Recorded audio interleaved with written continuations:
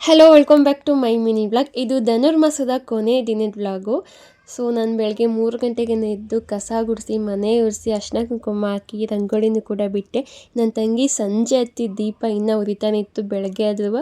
So ಅದು ಬಿಟ್ಟು ಬೇರೆ ಕೆಲಸ ಮಾಡೋಣ ಅಂತ ಹೇಳಿ ದೇವ್ರ ಪಾತ್ರೆ ಬೆಳ್ಕೊಂಡೆ, ದೀಪದೊಂದು ಬಿಟ್ಟು ಮತ್ತು ಹೂವು ಕಟ್ಟೋಣ ಅಂತ ಟ್ರೈ ಮಾಡಿ ಹೂವನ್ನು ಕೂಡ ಕಟ್ಟಿದೆ.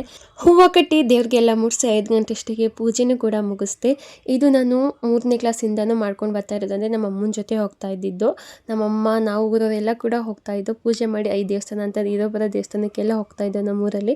ಇದು ವ್ಲಾಗಿಗೋಸ್ಕರನೇ ನಾನು ಮಾಡ್ತಾ ಇದ್ದೀನಿ ಅನ್ನಂಗಿದ್ರೆ. ನಾನು 3ನೇ ಕ್ಲಾಸಿಂದನೇ ವ್ಲಾಗ್ ಮಾಡಬೇಕಿತ್ತು ನೀವು ಅಂದ್ಕೊಳ್ಳೋಂಗಾದರೆ. ಕೆಲವರು ಧನುರ್ಮಾಸ 1 ತಿಂಗಳು ಕೂಡ ಮಾಡ್ತಾರೆ, 9 ದಿನ ಮಾಡ್ತಾರೆ, 6 ದಿನ ಮಾಡ್ತಾರೆ, 5 ದಿನವೂ ಕೂಡ ಮಾಡ್ತಾರೆ, 1 ದಿನವೂ ಕೂಡ ಮಾಡ್ತಾರೆ. ಅದು ಒಂದಿನ ಮಾಡಿದೆ, ಅದು ಒಂದಿನ ಮಾಡೋದು ಕೂಡ ಶ್ರೇಷ್ಠನೇ. ಮತ್ತು ಅರಳಿಕಟ್ಟೆಗೆ ಹೋಗಿ ಅಲ್ಲಿ ಪೂಜೆ ಮಾಡಿ ನವಗ್ರಹಗಳಿಗೆ ಅರಳಿಕಟ್ಟೆ ಕೂಡ 9 ರೌಂಡ ಸುತ್ತಿ ಅದಾದ್ಮೇಲೆ ನಾನು ದೇವಸ್ಥಾನಗಳಿಗೆ ಹೋದೆ. ಕರೆಕ್ಟಾಗಿ ನಮ್ಮ ಮನೆ ಅಕ್ಕಪಕ್ಕ ಇರೋ 5 ದೇವಸ್ಥಾನ ಕೂಡ ಹೋಗಿ ಕಂಪ್ಲೀಟ್ ಮಾಡಿದೆ. ಏನೋ ಒಂಥರ ಖುಷಿ, ಏನೋ ಒಂಥರ ಸಮಾಧಾನ. 6 ಗಂಟೆ ಅಷ್ಟಕ್ಕೆಲ್ಲ ಮುಗಿಸಿ ಅದು ನನ್ನ ಗಾಡಿ ಬೇರೆ ತೊಗೊಂಡು ಹೋಗಿದ್ದೆ ದೂರ ಇದ್ದಿದ್ದ ದೇವಸ್ಥಾನಗಳಿಗೆ. ಸೊ ಇವತ್ತಿನ ವ್ಲಾಗ್ ಇದಾಗಿತ್ತು. ಇದೇ ಧನುರ್ಮಾಸ ಪಾರ್ಟ್ 2 ಮಿನಿ ವ್ಲಾಗ್ ಕೂಡ ಬರುತ್ತೆ. ಸೊ ಯಾರೆಲ್ಲ ನನ್ನ ವಿಡಿಯೋ ನೋಡಿದ್ರೆ thank you so much, love you all. ಹೀಗೆ ನೋಡ್ತಾಯಿರಿ, ಹೀಗೆ ಸಪೋರ್ಟ್ ಮಾಡ್ತಾಯಿರಿ. ನೆಕ್ಸ್ಟ್ ವಿಡಿಯೋ ಜೊತೆ ಬರ್ತೀನಿ. ಅಲ್ಲಿವರೆಗೂ ಟಾಟಾ ಬಾಯ್ ಬಾಯ್, ಲವ್ ಯು ಆಲ್.